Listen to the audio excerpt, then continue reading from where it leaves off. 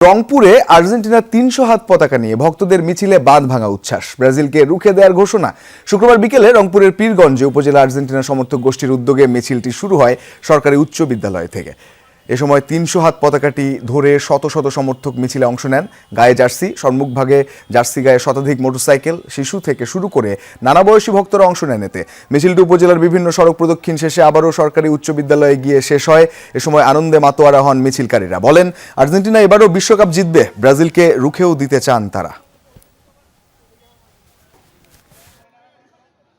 এবারে কাপটা আমরা নিয়ে মেসিকে আমরা সেই বিদায় জানাতে চাই। আমার এই ছেলে এখনো জানে না যে আসলে কোন দলের সাপোর্টার হবে।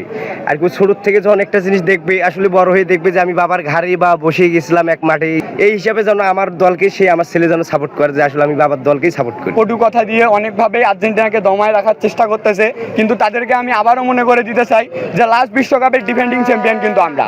আমাদের যে রাইভাল টিম যে ব্রাজিল, তারা আমাদেরকে নিয়ে যে প্রপাগান্ডা ছাড়িয়েছে পুরো পীরগঞ্জে জুড়ে, এইটা আসলে মেনে নেওয়ার মতো নয়। ৩০০ হাতের একটা পতাকা এবং আমাদের প্রায় হাজার হাজার সমর্থক বিন্দু মিলে আজকে আমরা আনন্দ রিলেটা করতে যাচ্ছি।